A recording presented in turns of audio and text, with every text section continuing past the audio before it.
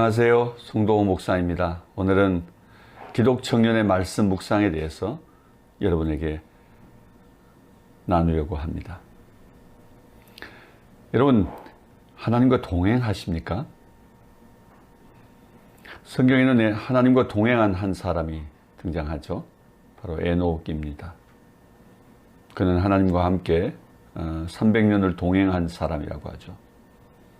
365년. 바로 그의 동행의 시간 동안 그는 무엇을 했을까요? 다만 걷고 있었을까요? 동행하는 사람과의 교제, 대화, 그것은 동행의 아주 필수적인 요소일 것입니다. 그 대화는 다만 듣는 것만 아니죠. 다만 말하는 것만 아니죠. 듣고 말하며 그리고 함께 상호 소통하는 것입니다. 그것은 반드시 인격적 관계를 요청하는 것이죠. 예수 그리스도를 따르는 하나님의 사람들은 반드시 하나님과의 관계에 있어서 이 동행의 방법을 아는 자들이어야 합니다. 왜냐하면 하나님은 인격적인 분이시고 우리를 당신의 형상을 주셔서 창조하셨기 때문입니다. 하나님은 우리에게 당신의 형상을 주셔서 우리가 하나님과 교제하며 동행하며 살 수 있도록 하신 것입니다. 여러분, 종종 우리 주변에 하나님의 음성을 들었다고 하는 사람들이 있습니다.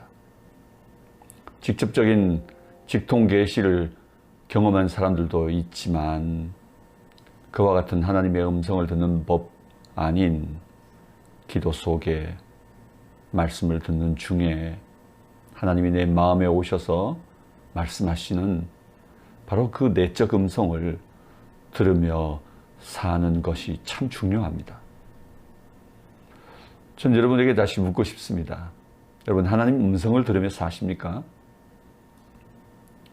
많은 경우 기도는 우리가 하나님 앞에 소원하는 바를 아뢰는 일이라고 말합니다. 그러나 기도는 단순한 독백이 아닙니다.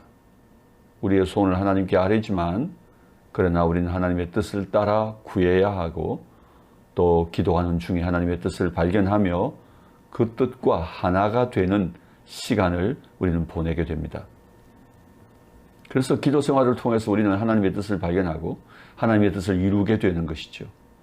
그리고 또 하나님의 뜻이 이루어지도록 기도하게 되는 것입니다. 기도는 그래서 호흡이기도 하지만 우리 영적 삶의 필수적인 생명 유지를 위한 호흡.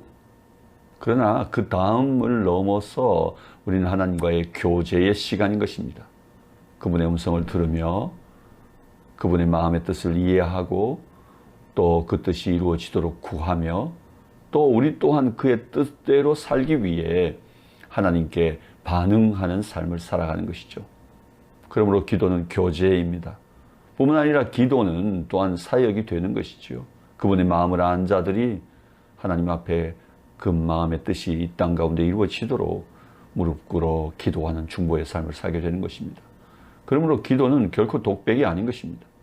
우리가 하나님의 음성을 들으며 사는 것, 그것은 바로 기독인의 하나님을 따르는 하나님의 백성들의 아주 필수적 삶이라고 이야기할 수 있을 것입니다.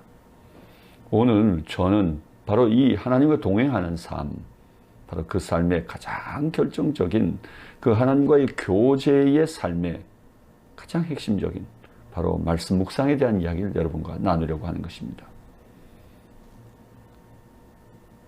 말씀 묵상에 대한 다양한 용어들이 있습니다. quiet time이란 말, QT라고 우리가 줄여서 부르기도 하죠. 그걸 한국식으로 풀어서 조용한 시간, 또 그 시간의 내용이 하나님과의 경건의 시간을 보내고 있기 때문에 경건의 시간이라 또는 명상의 시간이라는 표현도 씁니다. 이건 어쩌면 기독교적 용어라기보다는 넌크리스천들 영역에서 쓰는 말을 기독교에서 차용해 왔던 것이라고 볼 수 있죠. 그리고 성경 묵상 또는 말씀 묵상이라는 표현을 쓰죠. 그런데 이 성경 묵상, 말씀 묵상이라는 이 표현은 실제로 우리는 그 조용한 시간, 그 경건의 시간에 무엇을 하는가라고 하는 내용까지 포함한 말이기 때문에 저는 개인적으로 성경 묵상 시간 또는 말씀 묵상 시간이란 말을 참 좋아합니다. 저는 quiet time, 조용한 시간이란 말보다, 경건의 시간이란 말보다 우리들 모두가 성경의 묵상 시간 또는 말씀의 묵상 시간이라 표현할 수 있으면 좋겠습니다. 여러분, 묵상은 뭘까요? 묵상은 첫 번째로 하나님의 말씀을 반추하는 작용이다, 그렇게 이야기할 수 있을 것입니다. 반추는 되새김질하는 것이죠.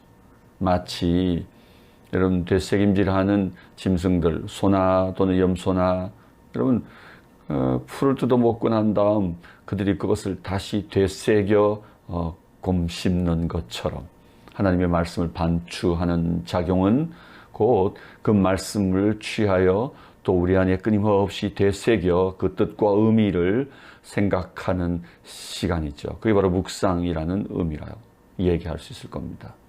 두 번째, 묵상은 그 하나님의 말씀을 반추하고 되새김질하는 과정을 통과하여 육화, 곧 말씀이 육신이 되는 과정, 우리의 피와 살이 되는 과정이다, 그렇게 얘기할 수 있을 것입니다.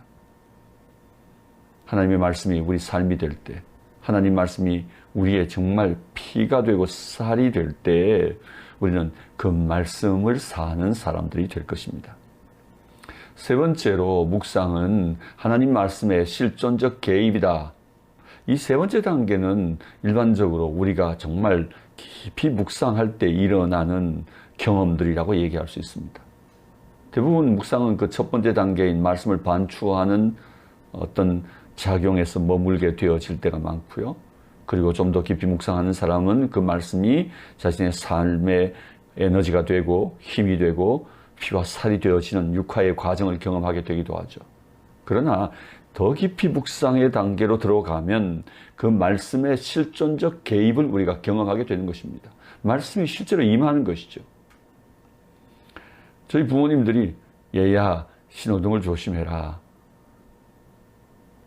도로를 건널 때 꼭 건널목으로 건너렴.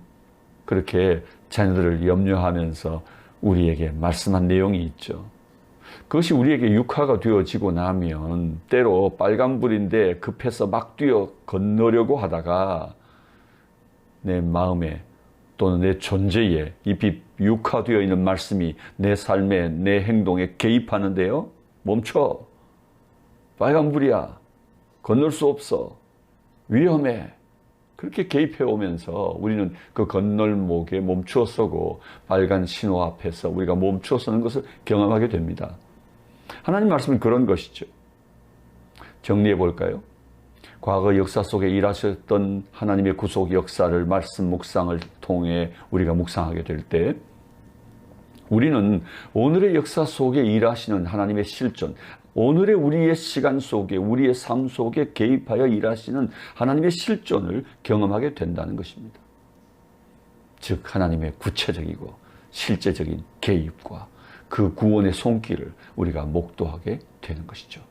묵상은 다만 말씀을 되새김질하는 것을 넘어서는 것입니다. 저는 이 하나님 나라와 그 백성의 삶에 관한 이야기에서 이 묵상의 이야기를 함께 좀 풀어보고 싶습니다. 하나님의 나라는 장소적 의미만 아닙니다. 하나님의 통치를 중심으로 이해하죠. 보통 나라의 3요소를 이야기할 때 영토와 백성과 주권으로 설명합니다. 하나님 나라도 마찬가지입니다. 하나님 나라의 영토, 하나님 나라의 백성, 하나님 나라의 주권. 그리고 이 주권은 바로 왕이신 하나님께서 가지고 계신 것입니다. 하나님은 온 세상을 통치하시죠. 시편 103편 19절 말씀을 보면 여호와께서 그의 보좌를 하늘에 세우시고 그의 왕권으로 만유를 다스리시도다 라고 말씀하십니다.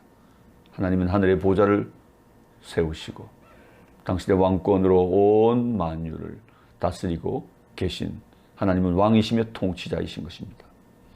또한 시편 96편 10절 말씀을 보면 여호와께서 다스리시니 세계가 굳게 서고 흔들리지 않으리라는 말씀이 있습니다.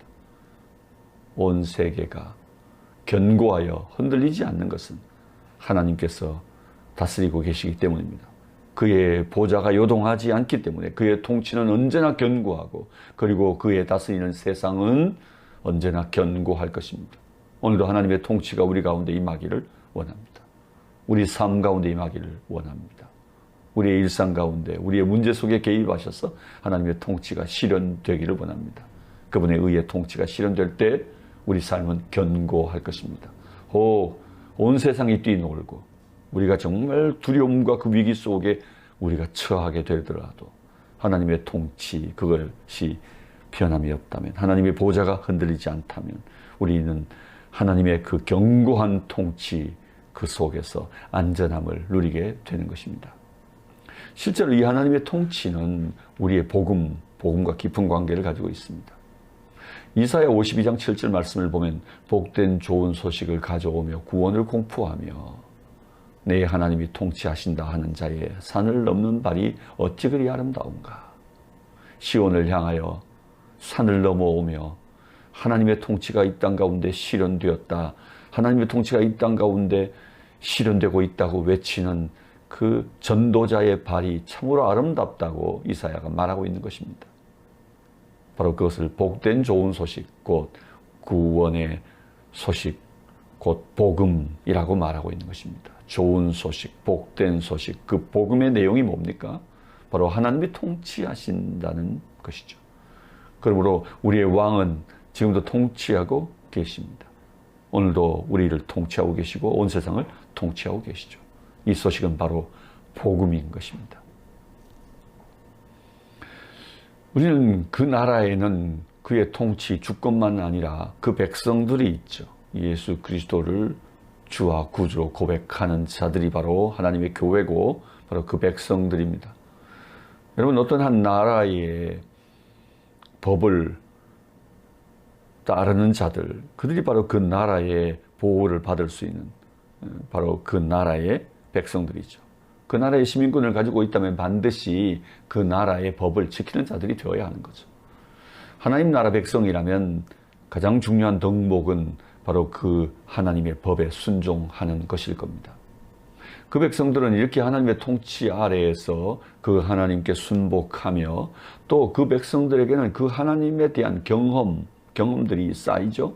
그 경험을 통하여 축적된 지식, 그것이 바로 그 백성들의 삶의 내용인 것이죠. 어떻게 우리는 그 하나님이 온 세상을 다스린다는 사실을 발견하게 될까요? 또 어떻게 그 하나님의 통치하시는 삶을, 통치하시는 것을 우리 삶 속에서 경험하게 될까요? 하나님은 우리에게 당신을 계시하시는 방법을 두 가지로 계시하신다고 합니다. 첫 번째 일반 계시인데요. 그건 하나님이 지으신 자연, 온 우주, 만물과 그리고 하나님이 운행하시고 계신 바로 그 온 세계 속에 그 시간의 흐름에 따라 이루어지는 하나님의 역사, 곧 인간 역사, 바로 그 자취들 속에 하나님이 일하심의 흔적들이 있다는 것입니다. 그래서 로마서 1장 19, 20절 말씀을 보면 우리 가운데 하나님 알만한 것이 있다고 말합니다. 하나님을 알만한 것이 그들 속에 보임이라. 하나님께서 이를 그들에게 보이셨느니라. 여러분, 하나님은 바로 이 자연과 하나님이 운행하시는 그 시간의 그 역사 속에 하나님은 당신을 우리에게 계시하시고 있다는 것입니다. 우리 일반 계시를 통하여 하나님을 발견할 수 있습니다. 뿐만 아니라 우리는 특별 계시, 곧 하나님의 말씀, 기록된 성경을 통하여 우리는 하나님을 알 수 있습니다. 또한 특별 계시인 예수 그리스도 당신 자신을 통하여 우리는 하나님을 볼 수 있게 되는 것이죠. 예수 그리스도를 본 자는 하나님을 보았다고 주님이 말씀하셨습니다. 특별 계신 말씀을 살펴보면 디모데후서 3장 15, 17절 말씀을 보면 모든 성경은 하나님의 감동으로 된 것으로 교훈과 책망과 바르게 함과 의로 교육하기에 유익하니 이는 하나님의 사람으로 온전하게 하며 모든 선한 일을 행할 능력을 갖추게 하려 함이라는 말씀이 있습니다. 하나님의 말씀은 하나님의 호흡, 하나님의 숨결, 하나님의 그 breath, 그 호흡, 그 하나님의 영감으로 기록되어진 것이라는 것입니다. 하나님의 개입이라는 것이죠. 그리고 하나님의 그 계시에 의하여 기록된 하나님의 말씀은 교훈, 책망, 바르게 함, 의로 교육함에 아주 중요한 내용이고 그 말씀으로 우리는 하나님의 사람으로 온전하게 되고, 또한 모든 하나님의 그 거룩함과 아름다우심, 그 선하심을 우리 삶에 담아 우리가 그 일을 행할 능력을 갖추게 된다고 말합니다. 그러므로 우리는 성경을 통하여 구원 얻는 길을 얻게 될 뿐만 아니라, 또한 우리는 이 땅에 하나님의 백성답게 살 수 있는 바로 온전한 사람으로 성숙하게 되어지는 중요한 말씀이 되는 것이죠. 하나님은 어떻게 당신의 모습을 우리에게 계시하십니까? 일반 계시를 통하여, 또한 특별 계시를 통하여. 그 나라의 백성은 이렇게 하나님을 발견하고 하나님의 뜻을 알게 되고, 하나님이 누구신지를 우리가 경험을 통하여, 또한 이 말씀을 통하여 우리가 배우고 축적하게 되는 것이죠. 성경 안에서 안다라고 하는 말의 의미는 체험적인 지식을 말합니다. 시편 34편 8절 말씀을 보면 너희는 여호와의 선하심을 맛보아 알지어다. 하나님의 선하심은, 하나님의 존재는, 그 하나님의 아름다우심은 우리가 테이스트해 볼 만하다는 것입니다. 다만 지식적으로 통념적으로 알고 있는 이야기가 아니라 경험되어진 지식이라는 것이죠. 하나님을 아는 일의 중요성은 곧 우리의 영생이 곧 하나님을 아는 것이라고 요한복음 17장 3절에서 말하고 있습니다. 영생은 곧 유일하신 하나님, 그리고 그가 보내신 자 예수 그리스도를 아는 것이다. 하나님을 아는 것이 곧 영생이다. 그렇게 요한은 말합니다. 우리가 하나님 나라 백성들로 하나님을 아는 자가 되어야 하는데, 그 하나님을 안다, 바로 그 knowing God, 하나님을 아는 그 지식은 knowledge of God, 그 지식은 단순하게 information, 정보가 아니라 체험이라는 것이죠. 체험을 통하여 체득되어진 지식이라는 것이죠. 살아있는 지식이죠. 그런데 그 가운데 그분을 아는 것, 그리고 그분이 보내신 예수 그리스도 우리의 구주와 우리의 주를 아는 것, 그것이 중요하다는 것입니다. 그래서 바로 이러한 지식을 우리가 갖는 것이 정말 중요하기 때문에 선지자 호세아는 호세아 4장 1절 또는 6절에서 이스라엘 백성들, 유다 백성들이 지식이 없어 망한다고 말하고 있는 것을 보게 됩니다. 또 호세아 6장 3절 6절에서는 그래서 우리가 하나님을 알자, 힘써 하나님을 알자고 호소하고 있는 것을 보게 됩니다. 우리가 일반 계시를 통하여, 또한 특별 계신 말씀을 통하여 하나님을 더욱 깊이 알아가고 하나님을 아는 지식이 우리 삶 가운데 더욱 축적되어질 수 있기를 주님의 이름으로 축복합니다. 하나님 나라 백성들에게 있어서 가장 중요한 삶의 덕목은 순종이라고 했죠. 순종은 어떻게 이루어질 수 있을까요? 순종은 왕 대신 하나님의 통치에 대하여 그 백성들의 지식과 경험에 의한 즐거운 하나님과의 교제이며 또 즐거운 응답으로 표현되어진다. 여러분, 순종은 다만 하나님이 통치하시기 때문에 우리가 하는 수 없이 그분 앞에 굴복해야 하는 우리의 정말 죽지 못해 하나님께 드려지는 굴욕적 굴복의 내용이 아닙니다. 순종은 기쁨의 반응입니다. 기쁨의 응답인 것이죠. 그 백성들이 하나님을 경험하고 그 하나님을 아는 지식에 의하여 즐거운 하나님과의 교제의 기쁨, 그리고 그 하나님과 함께 살아가는 삶에 대한 행복, 그리고 그분의 백성됨에 대한 자긍심, 이런 것들이 하나님을 향하여 즐겁게 표현되어질 때 그 백성들의 삶을 우리는 순종이라고 표현할 수 있는 것입니다. 하나님의 백성들의 교제, 하나님의 백성들의 즐거운 응답 좀 더 살펴볼까요? 교제의 이야기는 고전 1장 9절 말씀을 보면 하나님은 우리를 부르실 때에 목적을 가지고 계셨는데 그것이 바로 우리와 교제하기 위함이었다고 말하고 있습니다. 하나님은 우리를 당신과 함께 교제하기 위하여 부르셨다. 그렇습니다. 창조 때에 하나님의 형상을 우리에게 주신 바로 그 이유가 하나님의 형상을 가진 우리와 하나님은 교제하고 싶으셨던 것입니다. 인격적 관계 속에 우리를 두신 것입니다. 유일하게 인간에게 그 하나님의 형상을 주신 바로 이유인 것이죠. 우리가 그 하나님의 뜻을 따라 그 마음의 소원을 따라 우리가 응답해 가기를 원하시는 하나님의 기쁨이 그 형상을 우리에게 주실 때에 하나님이 가지셨던 목적이었던 거죠. 뿐만 아니라 응답은 우리는 그 하나님의 마음, 그 하나님의 뜻, 그 하나님의 계획, 그 말씀을 따라 우리가 순종하는 것, 바로 그게 응답인 것이죠. 여러분, 우리는 하나님의 백성으로서 그분과 함께 교제할 것입니다. 그리고 우리는 하나님의 백성들로서 그분의 통치하심에 우리는 반응, 곧 응답하게 될 것입니다. 순종하게 될 것입니다. 이 교제의 방법, 이 신앙생활의 내용은 실제로 한 세 가지로 얘기해 볼 수 있는데요. 기도와 말씀, 그리고 또 묵상입니다. 우리 생활 속에서 하나님을 향하여 우리 마음의 소원을 아뢰고, 그리고 또한 그 말씀을 듣고 읽고 묵상하는 삶, 그리고 그분의 아름다우심과 선하심과 그 의로우심을 우리 삶의 일상 속에서 깊이 묵상하며 살아가는 바로 이 삶의 이야기가 하나님과 교제하는 삶이라고 이야기할 수 있을 것입니다. 유대인들은 그들이 하나님 앞에 기도하는 삶을 두 가지로 표현합니다. 하나님 앞에 서서 그분께 아뢰는 삶에 대해서 이야기할 때 그걸 아미다, 스탠딩이라는 표현으로 씁니다.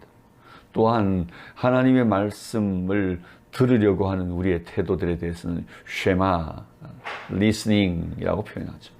여러분, 우리는 하나님 앞에 서는 스탠딩만 있는 게 아니라 하나님의 말씀을 듣는 리스닝이 필요한 것입니다. 경청하는 태도, 그 리스닝, 바로 그것이 곧 하나님 앞에 스탠딩하는 이유가 되어지게 하는 것입니다. 다시 말하면 유대인들은 하나님의 쉐마가 있지 않고서는 하나님 앞에 스탠딩할 수 있는 내용이 없어지는 것입니다. 다시 말하면 그분의 뜻을 들었을 때 우리는 그분 앞에 서서 그 뜻이 이루어지기를 요청드릴 수 있고 그 뜻의 성취를 위해 우리 자신을 하나님 앞에 드리는 시간을 갖게 되는 것이죠. 그 뜻을 알게 될 때 우리는 구할 수 있는 것이죠. 다니엘도 하나님 말씀을 읽다가 그 말씀을 읽는 중에 유대의 회복이 70년 만에 이루어질 것을 알게 되었을 때 그는 하나님 앞에 무릎 꿇어 3주 동안 새 이래를 하나님 앞에 기도의 시간으로 보내지 않습니까? 그때 하나님께서 그 뜻을 실행하시는 것을 보게 되죠. 그렇습니다. 쉐마가 먼저고 스탠딩이 곧 아미다가 두 번째인 것이죠. 다시 말하면 말씀 묵상이 먼저고 그 말씀이 먼저고 그리고 기도가 그 다음인 것이죠. 바로 이와 같은 말씀과 기도의 삶, 그것이 바로 그리스도인의 삶이라는 것입니다. 뿐만 아니라 우리는 그 말씀을 우리 삶에 담고 그리고 우리 일상 안으로 들어가서 그 말씀을 실행하면서 사는, 다시 말하면 그 말씀을 우리의 육화한 이후에 그 말씀에 우리 삶의 실존적 개입을 경험해가는 바로 그 삶의 이야기가 바로 묵상의 이야기인 것이죠.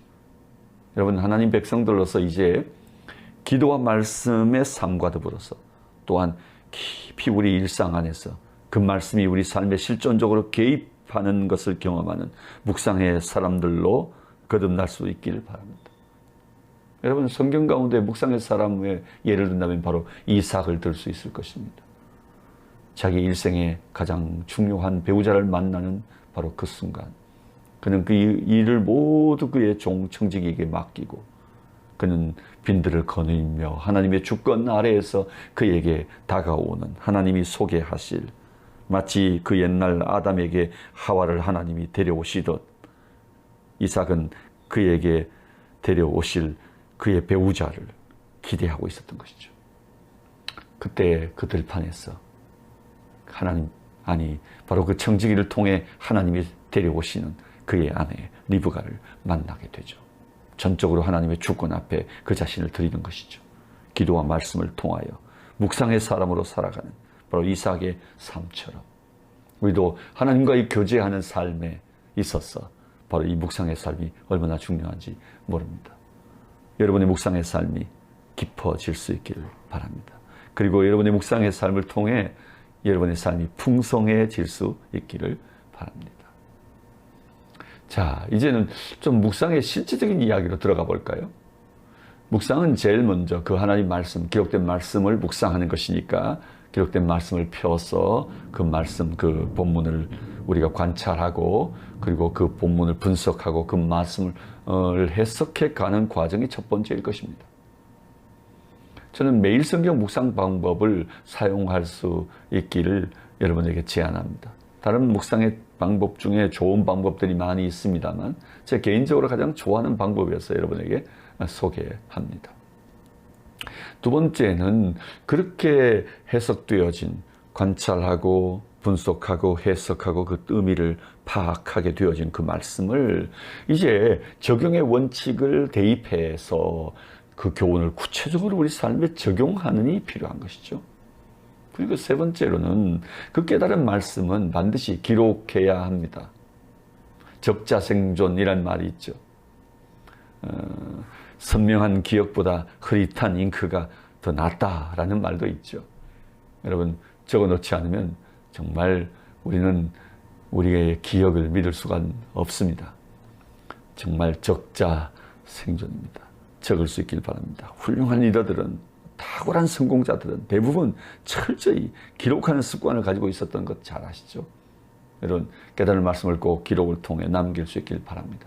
그리고 그것을 기록하고 또한 나눔을 통해서 우리는 그 말씀에 더 풍성한 그 말씀의 부요함을 우리 삶 속에 경험하게 될 것입니다.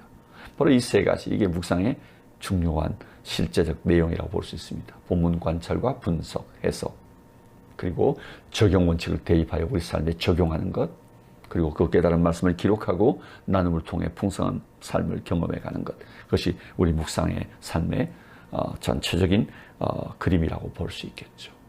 자, 먼저 이 관찰의 이야기부터 살펴보십시다. 관찰과 그 의미의 적용.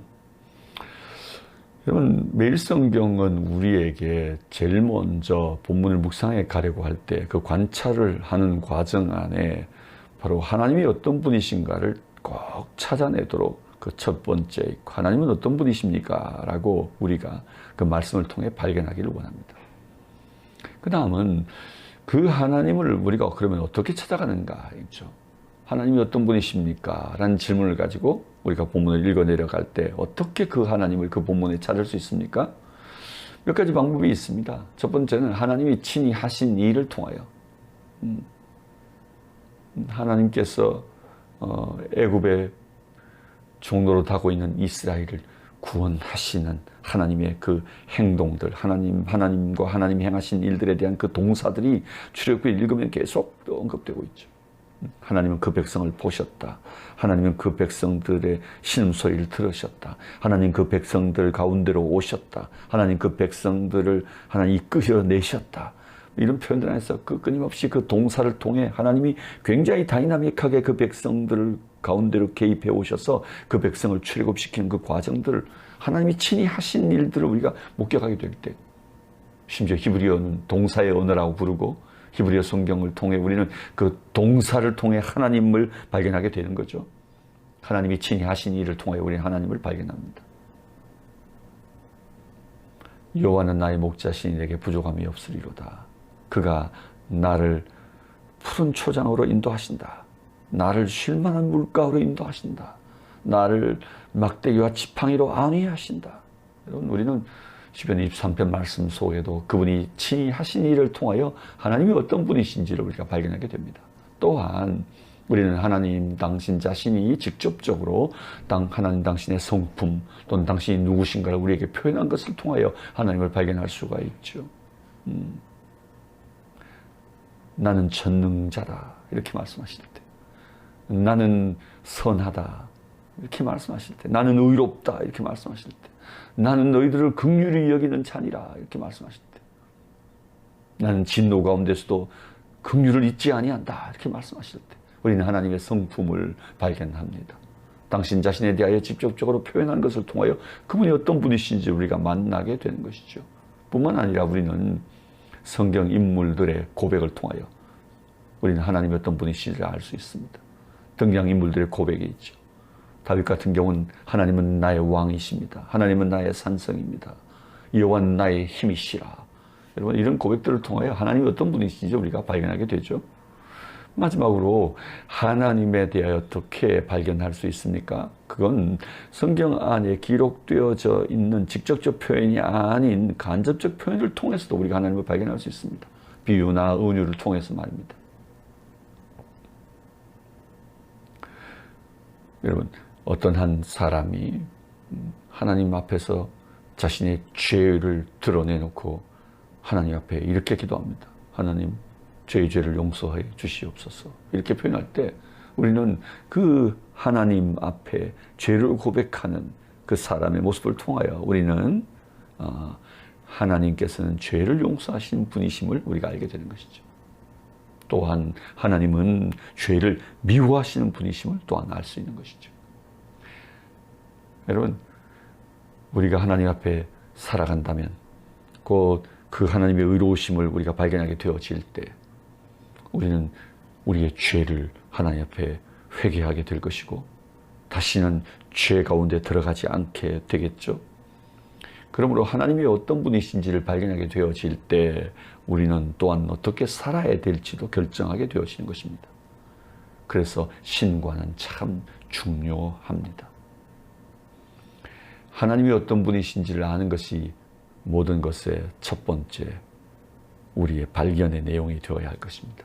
특별히 묵상에 있어서 하나님이 어떤 분이신가를 간과하고 우리가 우리 삶에 적용하는 일에, 교훈을 찾는 일에 우리가 바쁘다 보면 어느 날 우리는 하나님과의 관계는 멀어지고 소원해지고 그리고 우리는 우리가 행해야 될, 우리가 순종해야 될 우리의 온갖 무거운 책무만 우리에게 남게 될 것이고 그리고 그 말씀 따라 살지 못하고 그분이 요구하시는 그 법에 우리가 준하여 우리가 얼마나 죄인지를 발견하게 되어지고 때로는 그분의 요구하시는 헌신에 우리가 다 하지 못하는 우리 자신의 부끄러움과 부족함 때문에 우리는 두려워하고 우리는 염려하고 근심하게 되고 우리는 때로 낙심하게 될지 모릅니다.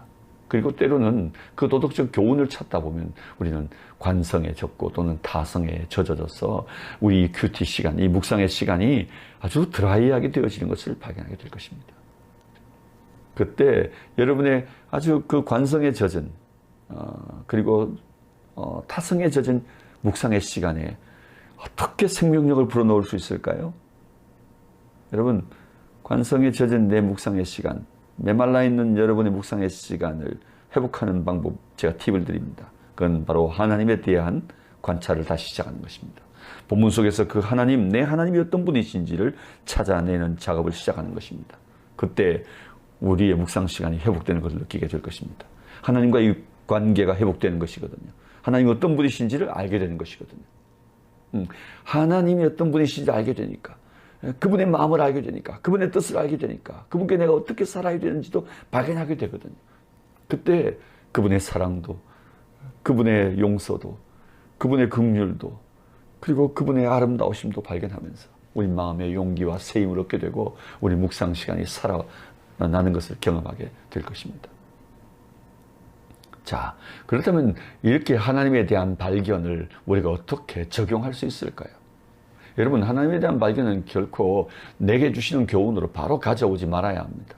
예를 들면 하나님은 나의 목자시니 내게 부족함이 없으리로다 라는 하나님의 말씀을 듣게 되면 하나님은 어떤 분이십니까? 하나님 나의 목자시죠. 그리고 우리를 부족함이 없게 하시는 하나님이시죠.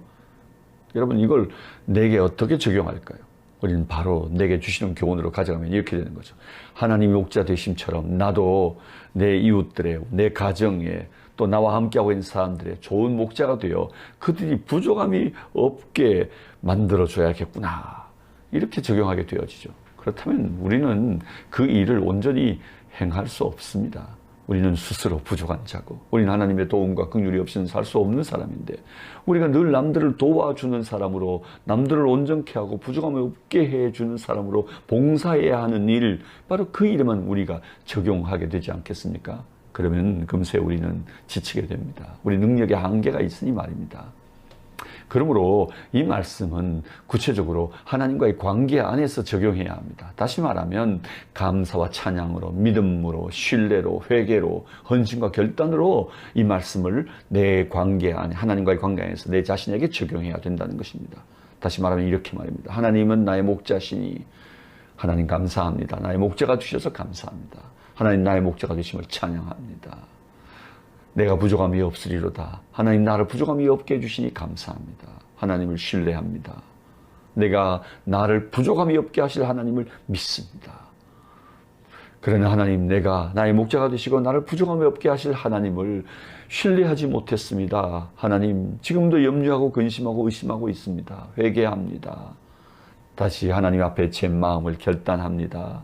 하나님을 향하여 온전한 마음, 한 마음, 하나님을 신뢰하게 해주십시오. 이렇게 하나님 앞에 결단하는 것이죠. 그럴 때 그 하나님을 만나면서 우리 마음이 기쁨과 감사가 회복되어지는 것이죠. 제가 20편, 23편으로 설교자들을 훈련할 때 20편, 23편을 잘 사용합니다. 왜냐하면 아주 쉽게 우리가 하나님에 대하여 관찰할 수 있고 또 관찰을 한 대로 우리는 또한 하나님을 발견하고 내 삶에 적용한 이후에 설교자들이 또한 이것을 우리 성도들에게 하나님, 내가 발견한 하나님을 나눌 수 있게 되어지는 것이죠. 어떤 한 형제가, 한 사역자가 하나님 말씀을 특별히 그 시간을 통해 더 깊이 깨닫게 되었던 것 같아요. 그래서 그 말씀을 설교로 준비하여 다가오는 주일 성도들 앞에 서서 그 말씀을 전했는데, 그 말씀을 전하는 과정에 마지막 결론에 이르렀을 때 그 시편 23편에서 발견되어진 하나님에 대하여 하나씩 하나씩 외치면서, 그러면서 그 설교자도 그 하나님의 그 존재, 그 하나님의 실존을 자신의 삶에 느꼈기 때문에 갑자기 눈물이 터지고, 그리고 정말 눈물을 흘리면서 그 하나님에 대한 그의 지식, 경험된 지식, 그리고 그걸 성도들에게 나누면서 굉장히 은혜로운 시간들을 가졌다는 이야기를 제가 들었습니다. 그렇습니다.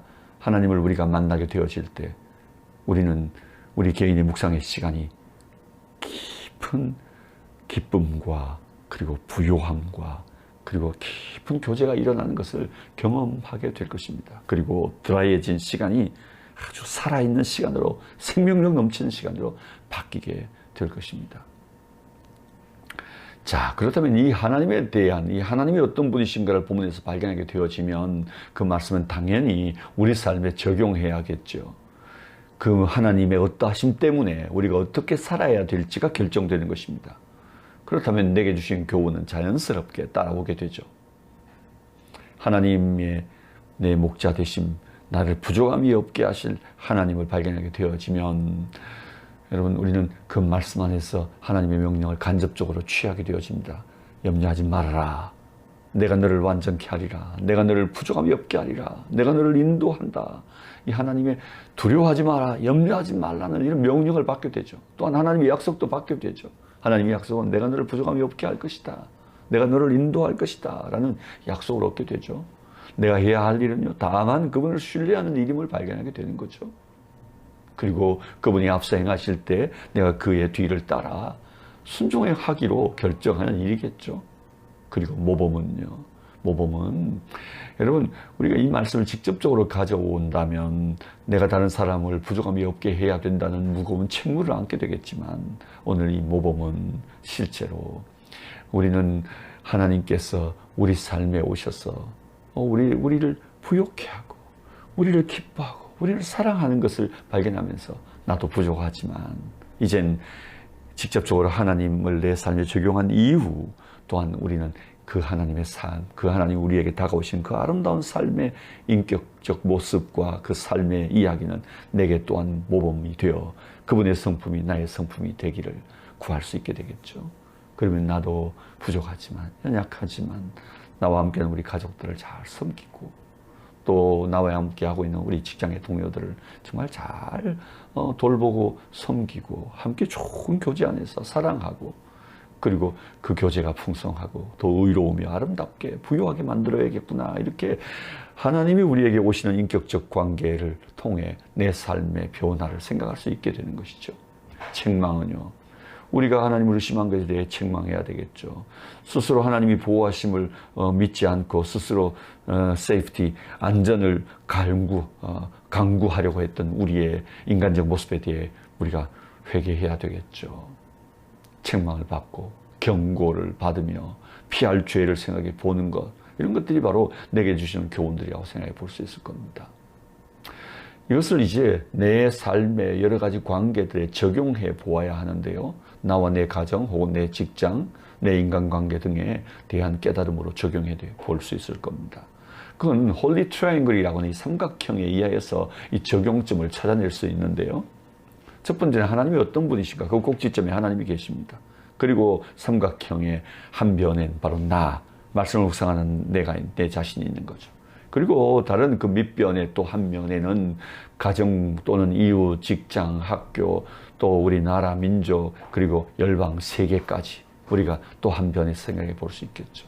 그래서 그 하나님의 말씀이 내게 주셨기 때문에 또한 우리는 이웃과의 관계 안에서 우리가 내가 어떻게 살아야 될지를 생각해 보는 거죠. 그건 다만 내 의로움에 의하여 어떻게 살아야 될지를 결정한 게 아니라 또 하나님과 내 가정과의 관계, 하나님과 내 이웃과의 관계를 생각하며 하나님과 우리 직장과의 관계, 하나님과 우리 캠퍼스와의 관계, 하나님과 내 민족과의 관계, 하나님과 열방과의 관계에 어떻게 되어지기를 원하는 마음을 가지고 내가 이 땅이, 내 이웃들이, 내 캠퍼스가, 내 직장이 어떻게 되기를 우리가 사모하면 적용해 볼 수 있겠죠. 예를 들면 하나님은 나의 목자가 되시고 나를 부족함 없게 하시죠. 그렇다면 하나님은 나만 아니라 우리 가족들, 우리 이웃들, 우리 친척들, 또는 우리 직장의 동료들, 우리 학교의 캠퍼스의 우리 친구들, 또 이 민족이, 또한 저 북녘 땅이, 그리고 온 세계가 하나님의 목자 되심을 경험하고 그들이 하나님이 그들을 부족함 없게 하실 것을 알게 되어지기를 원하는 마음이 있죠. 자, 그렇다면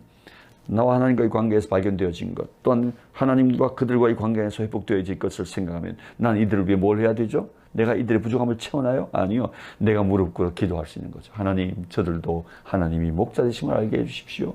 하나님, 내 이웃들이, 하나님 저 북녘 땅의 동포들이 하나님을 알게 해주십시오. 하나님이 저들을 부족함 없게 하실 분인 것을 알게 해주십시오. 그래서 그 부요함을 경험하게 해주십시오. 이렇게 우리가 기도할 수 있게 되는 것이죠.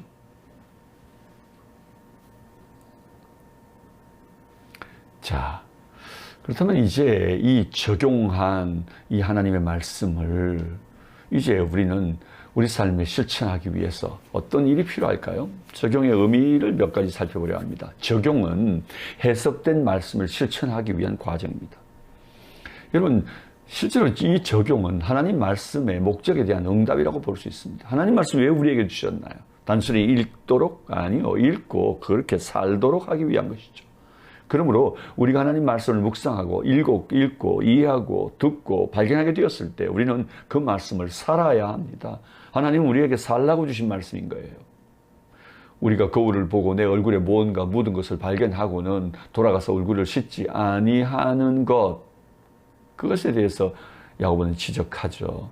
여러분, 우리가 말씀을 묵상했다면 우리 얼굴에 뭘 묻은 것을 발견하게 되죠. 그렇다면 우리는요, 적용해야죠. 행동해야죠. 가서 얼굴을 씻어야 하는 것입니다.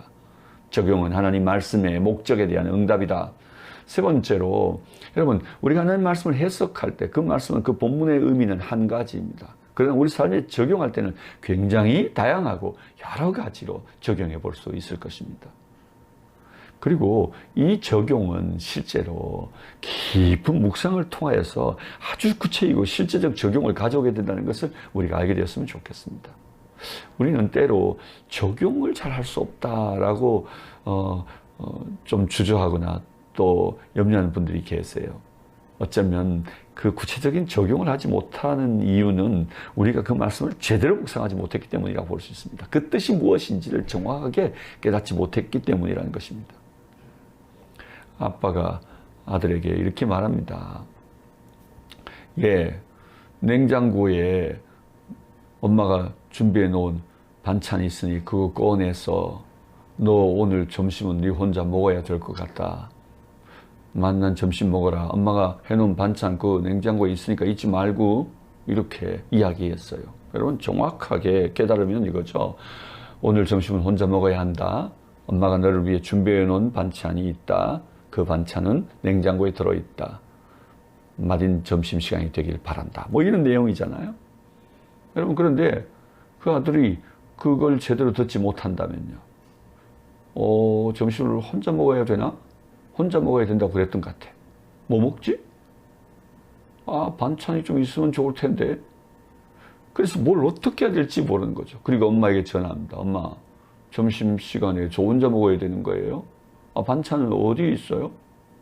그러면, 그래서 또다시 되물어야 하는 일이 생긴 거죠. 그래서 또다시 엄마가 디테일하게 다시 설명해 줘야 점심시간에 그 혼자 엄마가 만들어 놓은 아주 반찬을 데워서 아주 따뜻하게 그리고 즐겁게 만나게 엄마의 의도대로 먹을 수 있지 않겠어요? 여러분, 제대로 듣지 못하면 제대로 살 수 없는 거죠. 제대로 적용할 수 없는 거죠. 하나님 말씀을 제대로 묵상할 수 있기를 바랍니다. 깊은 묵상은 우리에게 다양하고 구체적인 적용을 가져오게 될 것입니다. 또한 하나님 말씀을 묵상할 때 그 말씀은 100% 진리이고 또한 오늘 내 삶에 100% 필요한 말씀인 것을 꼭 기억할 필요가 있습니다. 우리는 이 말씀이 내게 실제로 어떻게 필요한지 또는 이 말씀은 내가 신뢰할 만한지 그렇게 의심하면서 그 말씀을 묵상한다면 그 말씀을 내게 가져오기란 참 어려운 것입니다. 꼭 필요한 내게 주신 말씀이에요. 그리고 내 삶에 내 오늘의 현재에 하나님은 나를 아시고 이 말씀을 통해 내게 말씀하신다는 것을 기억할 필요가 있는 것입니다. God speaks today. 하나님은 오늘도 말씀하신다. 오늘 우리 문제에 대하여 말씀하신 하나님을 여러분 매일의 묵상 시간마다 발견할 수 있길 바랍니다. 여러분, 적용해 가는 일에 7가지 적용의 방법들 나누고자 합니다. 자, 첫 번째로 여러분, 시간적으로 우리가 묵상하는 말씀은 현재에 필요한 말씀이다. 여러분, 우리가 말씀을 적용하지 않으면 적용되지 않은 말씀은요, 이해에만 머물게 되는 거죠. 아, 그 말씀이 있다 정도에 끝나게 되는 거죠. 특별히 그 말씀을 우리가 하루 종일 말씀을 움켜쥐고 지속적으로 대입하지 않으면 아침 시간은 잘 기억되었으나 그리고 점심시간 오전이 지나가고 나면 점심시간이 오기도 전에 이미 벌써 우리는 망각하고 말 것입니다. 어떤 한 분은 묵상을 마치고 나면 자기가 그 묵상을 잊어버리고 싶지 않아서 이 손등에다가 꼭 핵심적인 키워드 단어 하나를 기록해 놓는다는 거죠. 시편 23편 1절 말씀 같으면 여호와는 나의 목자, 목자 이렇게 나를 부족함이 없게 하실 것임 이렇게 적어놓고 그냥 이렇게 하다가 늘 이렇게 한 번씩 보면서 말씀을 되새긴다는 거예요. 여러분, 종일토록 그 말씀을 움켜쥐고 그리고 하루 종일 그 시간을 보내보십시오.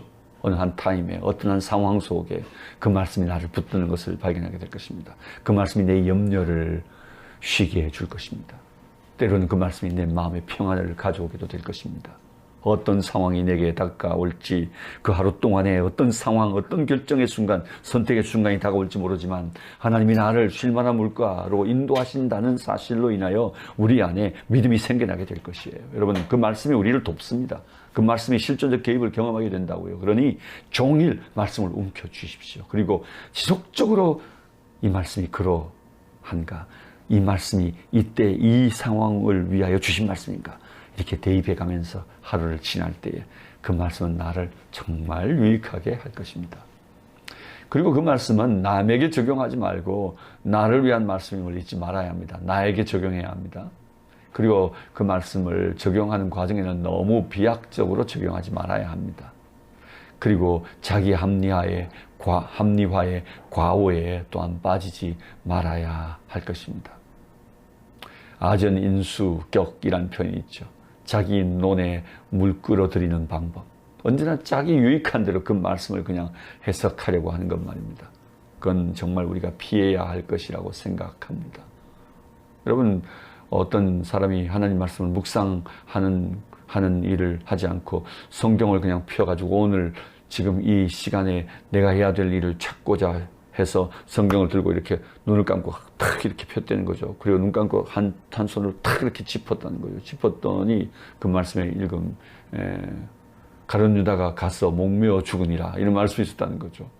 그래서 자기가 화가 나가지고 이럴 수는 없어. 전반전도 있고 후반전도 있으니 한 번만 더 하자. 그리고 다시 덮고 이렇게 탁 펴고 또 탁 짚으니까 가서 즉시 시행하라. 뭐 이런 말씀이 있었다는 거죠.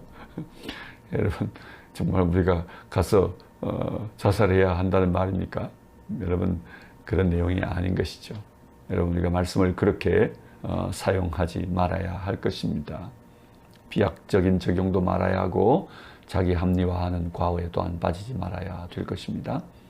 뿐만 아니라 그런 자기 합리화의 과오에 빠지지 않기 위해 또는 비약적으로 적용하지 않기 위해 우리에게 필요한 건 뭐냐면 하나님이 어떤 분이신지를 발견하는 것이 참 중요합니다. 그 본문에서 그 하나님이 어떠하심에 우리 말씀을 정확하게 발견하게 되어지면 그 하나님의 어떠하심에 따른 내가 어떻게 살아야 되는지에 대한 하나님의 교훈이 따라오는 거거든요.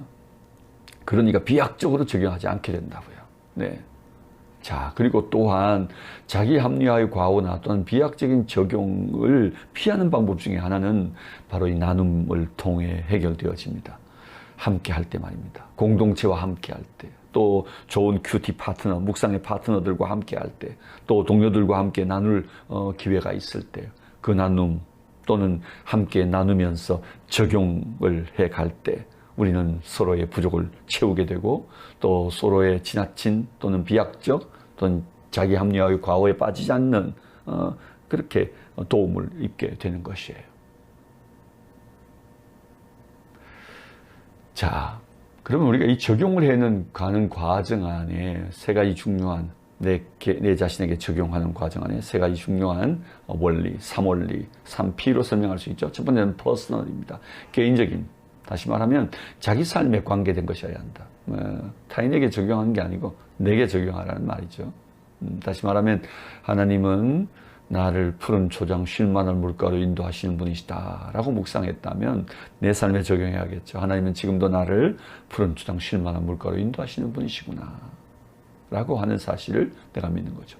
당신의 자기 이름을 위하여 내 영혼을 소성시키시는 분이시구나. 내가 오늘 지쳐 있을지라도 내 지쳐 있는 것을 아시고 내 영혼의 회복을 아시고 하나님 오셔서 나를 회복시켜 주시겠구나. 이렇게 내 삶에 퍼스널하게 적용할 필요가 있다는 거죠. 두 번째는 practical, 실질적인 것이죠. 다시 말하면 내가 어떻게 해야 할 것을 아주 세밀하게 생각해 보아야 합니다. 적용을 위해서 말이죠. 그렇기 때문에 하나님이 내 영혼을 소성시키시는 분이시다. 당신의 이름을 위하여 나를 소성시키시는 분이시다. 내 회복을 아시는 분이시다. 그럴 때 프랙티컬하게 어떻게 생각해 볼까요? 아하, 내가 지쳐있는 걸 아시는 분이시구나. 나를 회복시켜 주실 수 있는 분이시구나.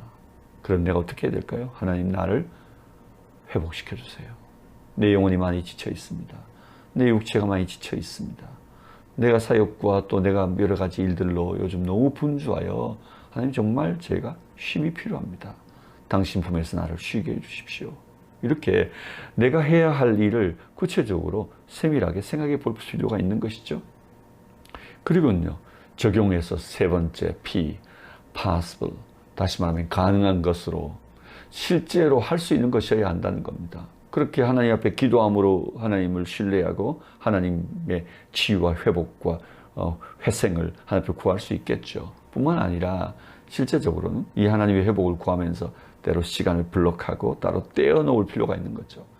구체적으로 가능한 것은 뭐겠습니까? 그건 이번 주간에 어떤 시간이 내가 하나님과의 관계에서 회복을 위하여 쉼의 시간을 우리가 만들어낼 수 있을까? 내가 만들 수 있을까? 생각해 보면 토요일 날, 그날 휴무일이니까 그날 하루는 내가 좀 하루를 쉬어야겠구나.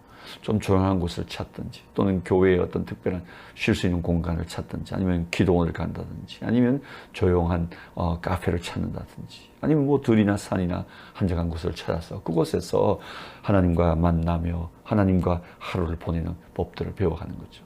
예. 론세니의 글, 주님과 하루를 보내는 방법, 뭐 이런 것들을 참고해서 우리가 실제로 하루를 어떻게 하나님과 함께 할 수 있는지를 우리가 가능한 방법들을 찾아내는 것, 그게 되게 중요한 것이죠. 그렇게 해서 개인적인 것, 퍼스널, 실제적인 것, 프랙티컬, 가능한 것, 파시블한 것들로 적용하는 것이죠. 개인적인 것, 내가 기도해야 되겠구나 생각한다면 실제적인 것, 내가 오늘 기도하겠다 이렇게 결정하는 것이죠. 개인적으로 내가 기도해야 되겠구나 생각하고 그걸 실질적으로 오늘 기도해야 되겠다 생각하지 않는다면 언제 기도할지 그 기도의 필요를 느끼지만 기도하는 자리까지 가는 것은 어려운 거죠. 오늘 기도해야 되겠다 생각한다면 possible, 가능한 것으로 퇴근한 이후에 내가 교회로 가서 1시간 내가 기도하겠다. 이렇게 결정한다면 그 시간은 파스벌한 것이죠. 한 시간도 내게 너무 too much, 너무 많다고 생각되면 내가 오늘은 내가 퇴근한 이후에 내가 집에 돌아가서 내 방에서 한 10분 정도의 시간을 기도하는 시간으로 보내겠다. 이렇게 결정한다면 여러분 우리는 그 10분의 기도의 시간을 반드시 파스벌한 것으로 우리가 실행할 수 있겠죠. 바로 그런 적용을 필요로 한 것입니다. 여러분 묵상이라고 하는 것은 바로 이 적용까지, 실행까지, 그러므로 그 말씀을 움켜쥐고 살아가는 내 일생의 일, 그것이 묵상이라는 것입니다. 여러분 삶의 적용을 통해 여러분 삶이 능력을 얻고 회복되어지고 또 부요해질 수 있게 되었으면 좋겠습니다. 자, 이제 관찰과 해석 시간입니다. 관찰과 해석은 여러분 제가 이 강의 중에 여러분과 함께 프랙티컬하게 좀 말을 주고받으면서 이 워크숍을 좀 해보면 좋겠는데요. 그렇지 못하기 때문에 제가 그냥 여러분에게 일방적으로 좀 이렇게 관찰과 해석을 좀 끌어 보겠습니다. 자, 워크숍. 우리가 어떤 본문을 가지고 좀 해보면 좋겠는데요. 우리가 일반적으로 묵상 시간에 묵상에 관한 강의에서 많이 사용하는 이 두 구절, 시편 119편 105절, 시편 119편 18절, 이 말씀을 가지고 좀 한번 우리 관찰 또는 해석을 해보죠. 시편 119편 105절, 주의 말씀은 내 발의 등이요 내 길의 빛이니이다. 자, 먼저 우리가 찾아야 되는 것은 뭐죠? 하나님은 어떤 분이십니까? 입니다.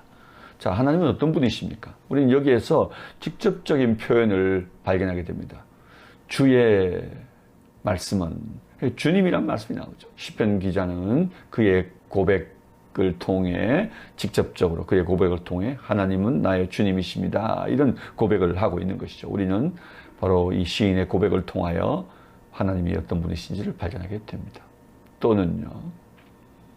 자, 인물의 고백 속에는 하나님은 내 발의 등, 또 내 길에 빛이 필요한 것을 아시는 분이시다. 이렇게 적용할 수 있겠죠. 그 시편의 시인의 고백은 주님 말씀은 내 발의 등이고 내 길의 빛입니다.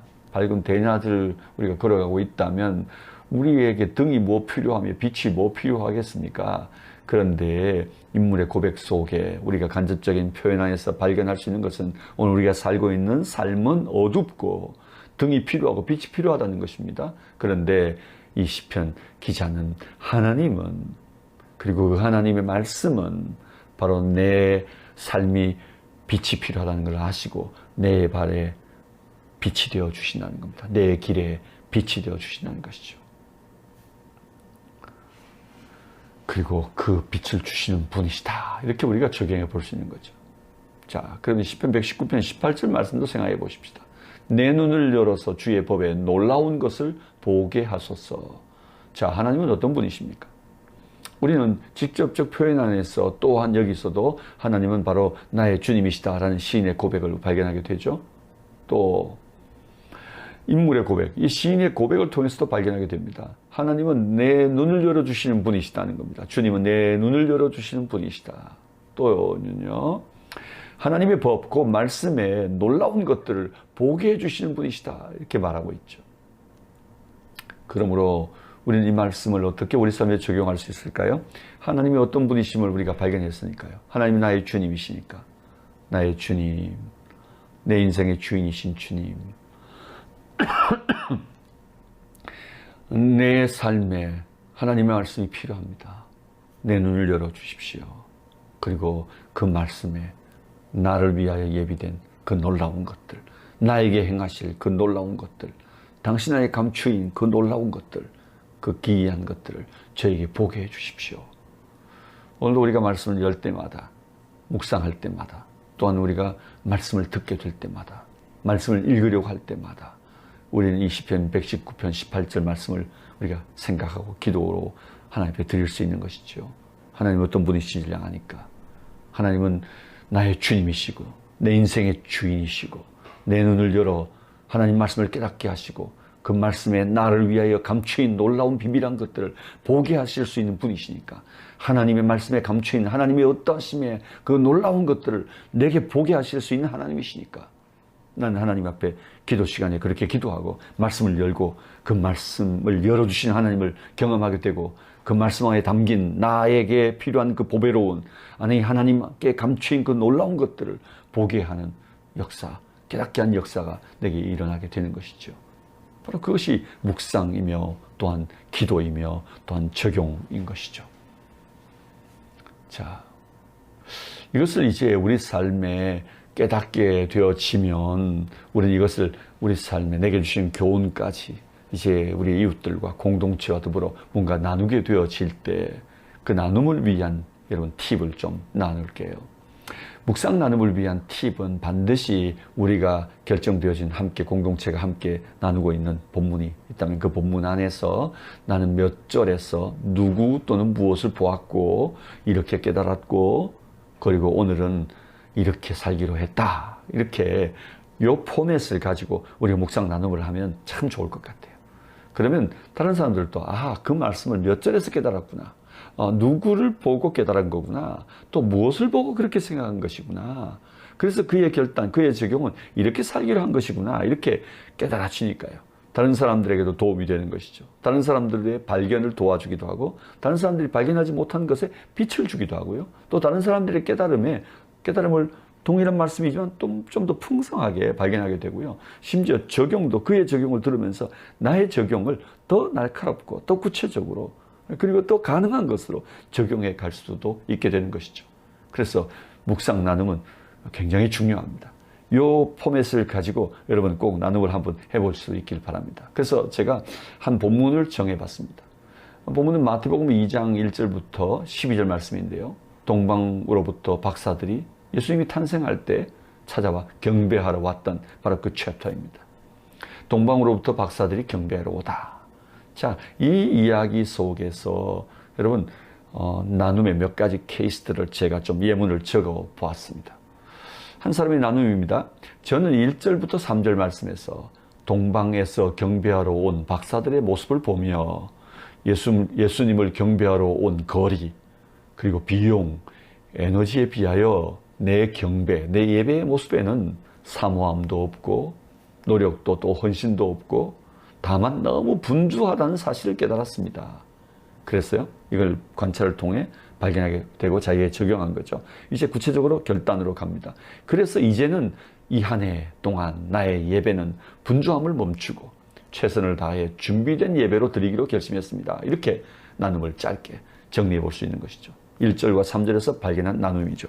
자, 그러면 또 4절부터 6절을 통해서 발견한 한 사람의 나눔입니다.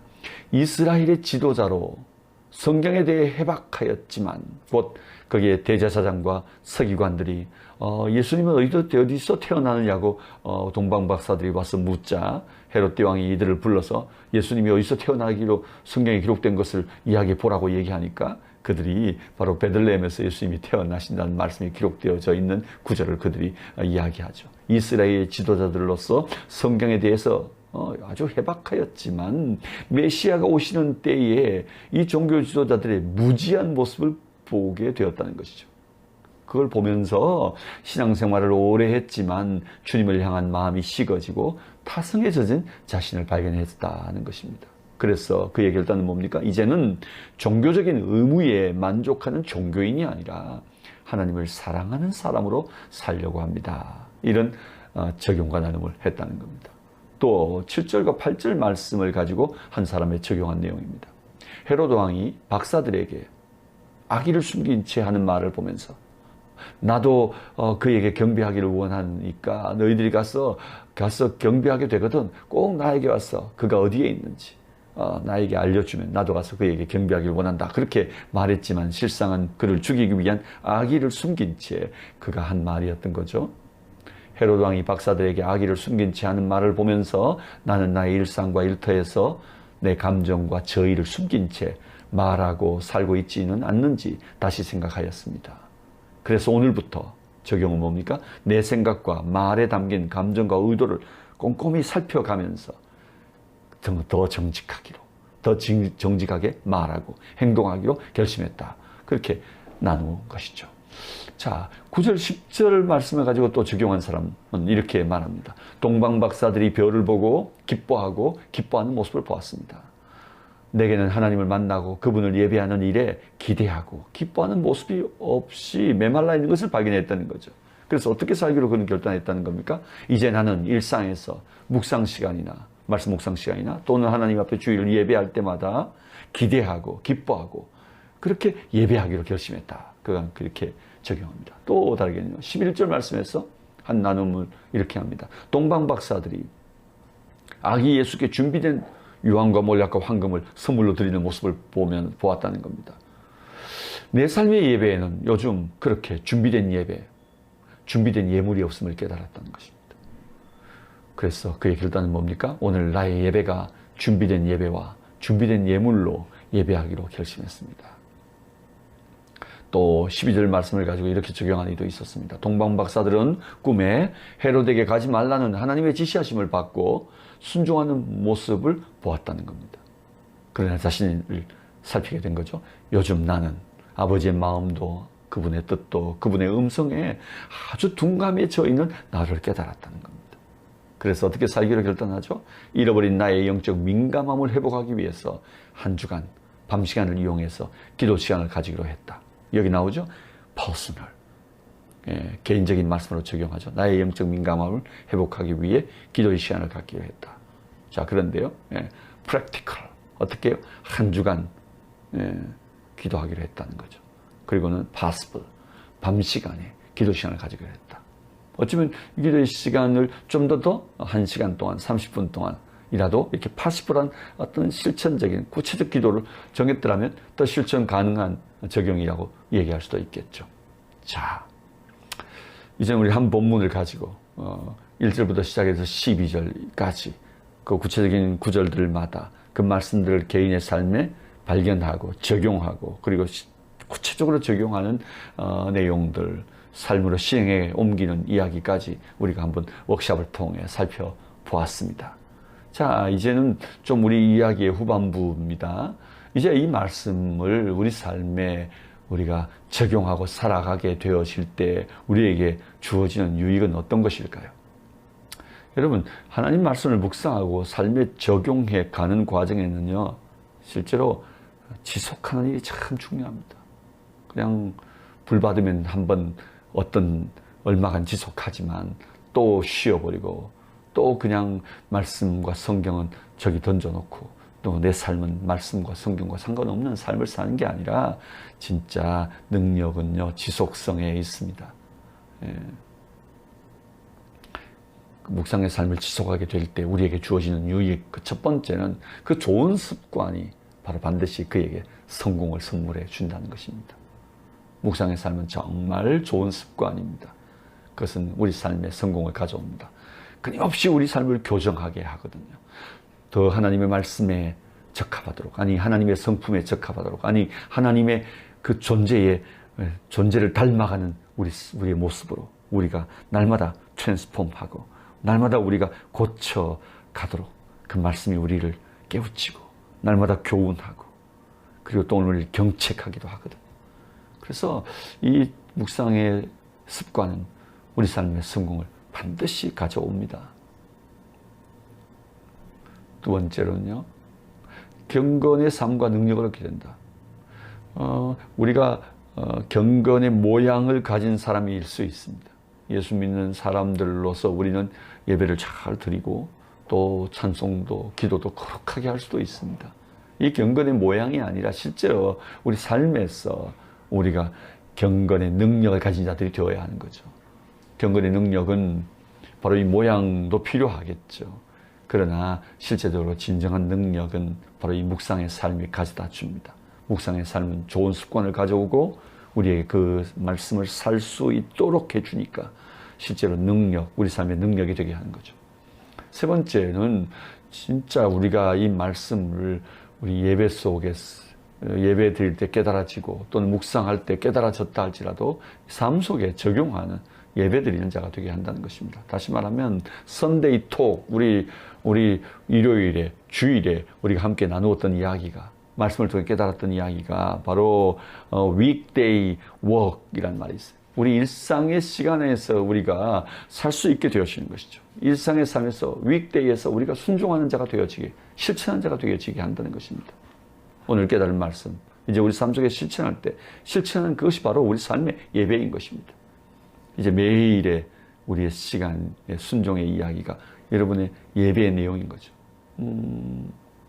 전 최근에 제가 어떤 분과 함께 이야기하면서 그가 매일 텀블러를 쓰는 일의 불편함에 대한 이야기를 나눈 적이 있었어요. 텀블러를 매일 쓰면서 그 불편하지 않냐고 그랬더니 이렇게라도 내가 하나님의 말씀 또 하나님이 온 피조세계, 창조세계를 잘 지키고 보존하는 일이 중요하다고 말씀하시는 그 우리의 사명, 우리 창조된 인간의 사명을 이렇게라도 순종해 드릴 때 제가 이 텀블러를 사용하는 것이 하나님께 내가 개인적으로 하나님 앞에 드리는 내 예배입니다. 이렇게 고백하더라고요. 텀블러를 가지고 다니는 것, 그것이 내가 하나님 앞에 드리는 예배다.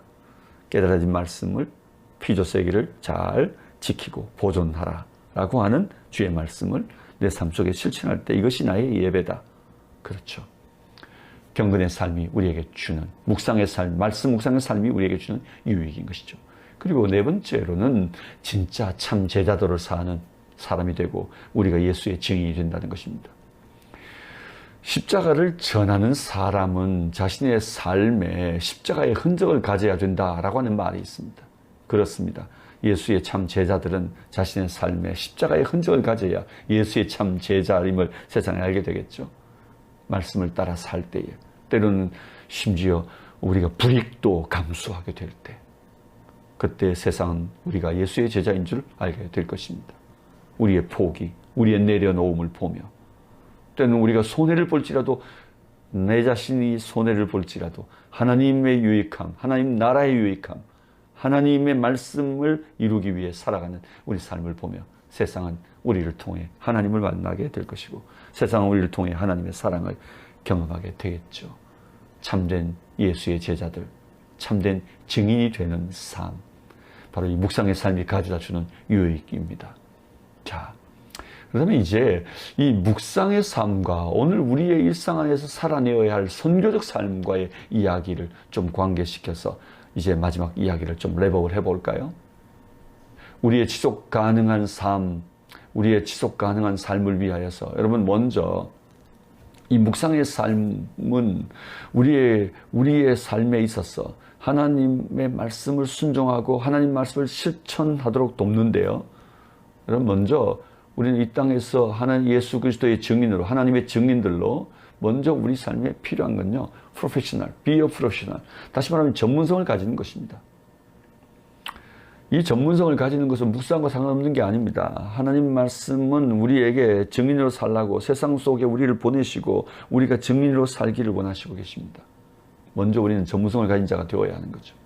그리고 그 전문성을 가지고 우리의 일상 안으로 들어가서 우리 일상에서 바로 부르신 자리에, 보내신 자리에서 우리가 묵상한 말씀을 살아내는 것이죠. 그리고요, 그곳에서 이 전문성에도 성장하고 또한 우리가 계속해서 그곳에서 우리의 실패와 실수를 줄여가면서 우리의 약점을 보완해 가면서 계속 우리는 성장하는 자가 되어야 하는 거죠. 그럴 때 우리는 예수의 제자들로서 일상 안에서 성교적 삶을 살기 위한 가장 중요한 기본적 조건을 우리가 갖게 되는 것입니다.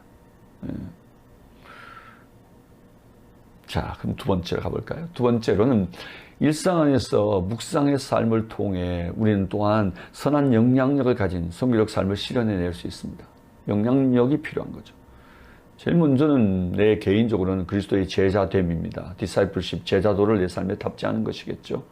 예수의 제자로서의 예수의 흔적을 몸에 지닌 것이죠. 두 번째는 공동체로 함께하는 것입니다. 공동체 안에서 나누고 함께 우리 신앙과 결단을 독려하고 헌신을 독려해가면서 우리의 실수와 실패를 우리 공동체 안에서 함께 격려받으면서 또 극복해내면서 그러면서 우리가 다양한 곳으로 다양한 영역 안으로 보내심을 받은 우리 자신을 기억하고 우리의 서로가 다름도 또 인정하면서 그 다이버시티 안에서 그러나 우리의 공통된 목표, 공통된 우리의 하나님을 향한 하나님의 영광을 향한 우리의 마음들을 모아내면서 diversity in unity. 다양성과 연합을 통해 그 공동체 안에서 함께 빚어져 가고 함께 목표를 성취해 가는 것이죠. 그러면서요, 하나님과의 친밀함 가운데 들어가는 것입니다. 이것이 바로 우리의 힘이고 능력이기 때문입니다.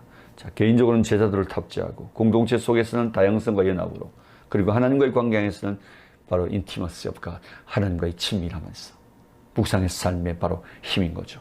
그러면서 우리가 선한 영향력을 우리 삶 가운데서 나타내게, 드러내게 되어지는 것이죠.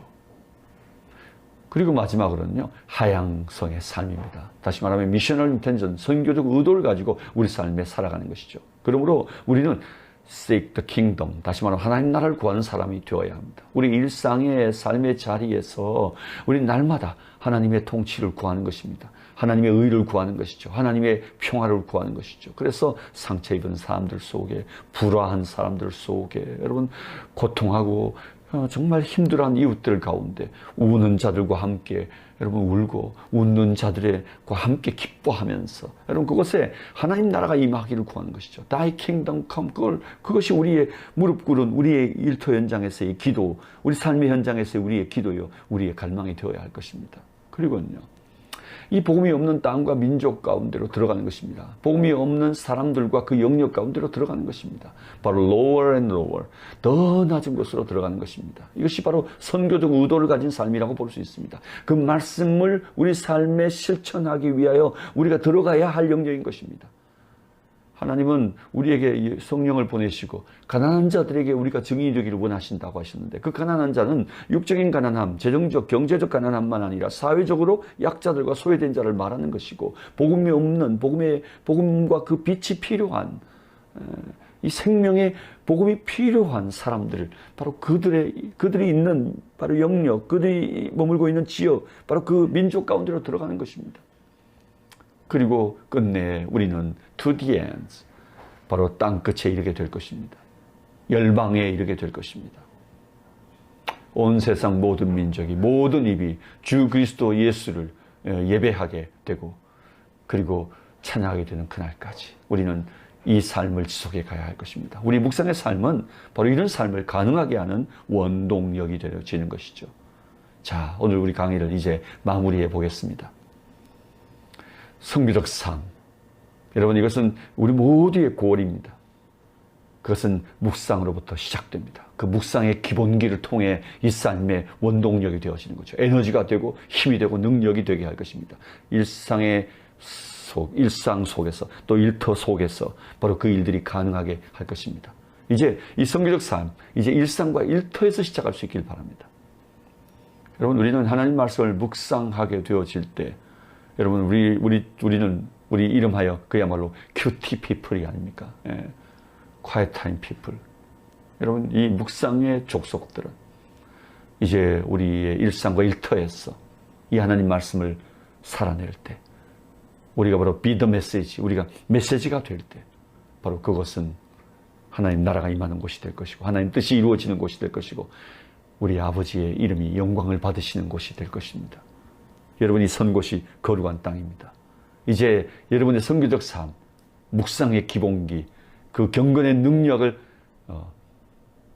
겸비하고 무장하고 이제 일상과 일터에서 이 선교적 삶을 실현하는 여러분 모두가 될 수 있기를 축복합니다. 아멘. 여러분 수고 많으셨습니다. 경청해 주셔서 고맙습니다.